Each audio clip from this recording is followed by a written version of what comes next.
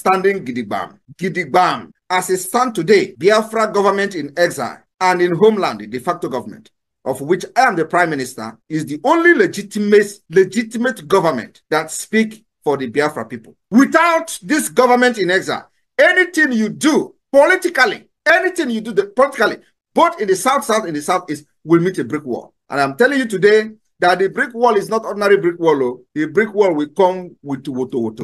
The guy seems to be, perturbed. He's unperturbed, and I'm conversant with Colonel Musa's, stand as Chief of Defense Staff.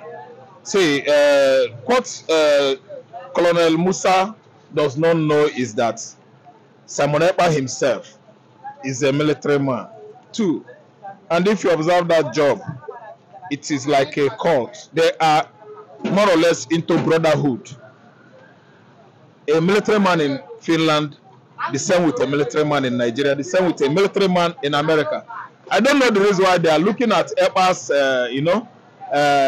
position as a different man or a different job. His profession is the same thing they're involved.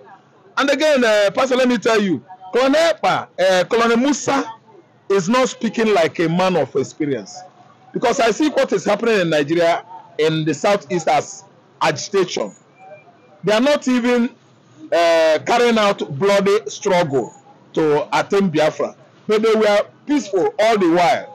During other administrations like Obasanjo's administration, Jonathan's administration, and the Yaradua, they were Mozob then. That was the name they assumed in those administrations. And they were all agitating, doing the agitation business or transaction peacefully without hurting anybody.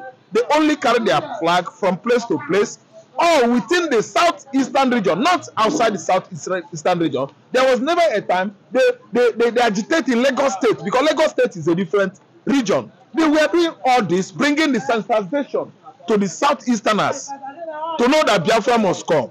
See, I don't know what vex or make Buhari administration, Obasanjo's administration, and the Tinubu administration to go this bloody, because I know that Obasanjo killed many.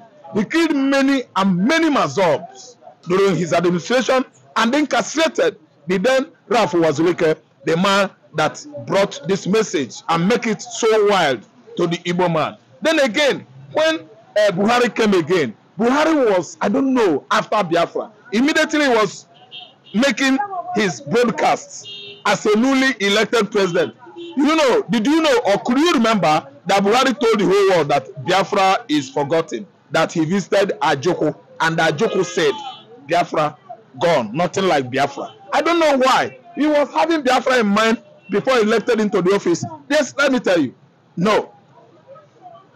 He has already marked Igbo man as his #1 enemy in Nigeria. From that perspective or perception, I begin to realize that the same Colonel Musa is towing same way that Buhari, told.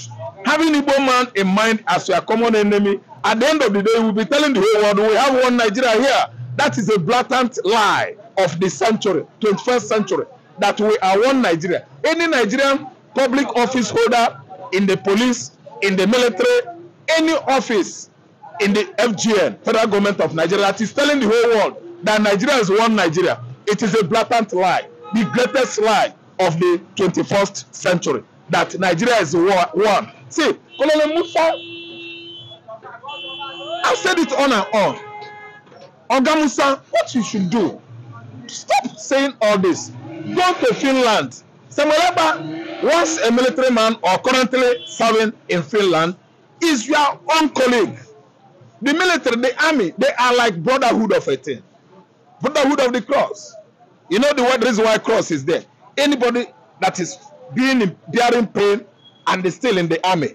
An army in the UK have right to assist the person. Anytime they feel like going on training for ranks and files across the border, a military man in Nigeria can go to UK, America, and the army there or the military should train them. So they are one. They are like cults. So I don't see the reason why Simon Ekpa case is being different. The only thing the chief of the army staff should have done by now, even before now, he has the right to go to Finland and make his own consultation. The young man, the young military man, Simon Ekpa, is there, even inviting him. Come, let us talk. I don't know what you understand. If you know that what Biafra is doing is wrong, why are you bruising your body, shouting and ranting all the time about what Biafrans are doing in the southeast? Go to Finland if you feel that Simon Ekpa was the one funding Biafra agitators in the southeast. Go to Finland. You have every right. Nobody is stopping you from visiting Finland. Go for a round table talk. Go for the normal extradition process. Go there. But he's accusing Finland of shedding Ekpa and encouraging them to release him to Nigeria.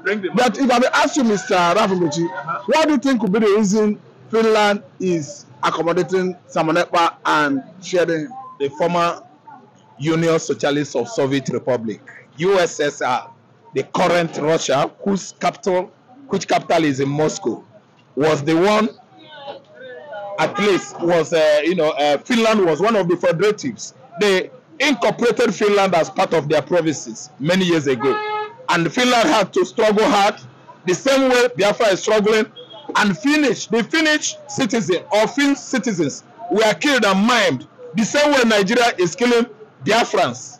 I don't know what you understand. The Finland you are talking about, they have gone through what Biafra is going through now. They went through it in the past, and Biafra is going same hardship, same struggle, same bloody agitation now. So there's nothing about agitation you can tell those countries. You can't teach them every business about agitation. Then let me talk about the pastor. The pastor that is mocking or talking about Ekpa being extradited into Nigeria. I tell you, I was even trying to know. That's why I said, is that pastor from Southeast? So that I will know how to at least tackle his issue. Because I know he's a Nigerian. He's a Nigerian. Okay, he's a Nigerian, but he must be an enemy of the Igbos. They never born him. He was not born during the war. And if you ask me, I will tell you that that pastor can never come from southeastern Nigeria. He must come from one of the regions where Igbo man is popularly hated. That pastor is not from Igbo land. So anybody could just put on cloth, start preaching as a pastor. Pastor is not something that you get certificate of incorporation or certificate of whatever before you mount the pulpit. A pastor that is asking for his head is not doing anything wrong. Everybody has right to say whatever he's saying. Was Ochibanjo not a pastor? Nigerian former failed vice president. Under Buhari, a professor. Under a man that has not come out and tell Nigerians about attestation of his WAEC results. But a professor was his vice president. A pastor. Pastor Ochibanjo, pastor Ihenwe, that is at least campaigning for Ekpa's extradition. A pastor, anybody with Bible can mount to the pulpit and talk. If that pastor knew what happened to Igbos 57 years ago, I don't think he will have that kind of prerogative to come outside or to come on the stage be preaching about extradition of Ekpa. That's why any church you go, anybody you hear preaching word of God, ask your spirit first in you. Am I going to worship here? Is this man truly a man of God? Igbos are going through hell, and the pastor is pastoring nonsense, telling the world that Ekpa should be brought to Nigeria. What if they brought Ekpa back to Nigeria because of this so-called pastor? They kill Ekpa, a pastor with blood. Ekpa's blood will be crawling after him, going after his generations of offspring. These are the people we call pastors in Nigeria. We have many pastors, yet there's no peace in Nigeria. We have many pastors, yet people are dying on everyday basis. We have many pastors that could not go to House Rock and preach the word of God to all these politicians that are bewitching and haunting Nigerians on daily basis. Yet they are claiming that they are pastors. Okay, don't call him pastor. He's an agent of darkness. Thank you so much. I must say a very big thank you for your time.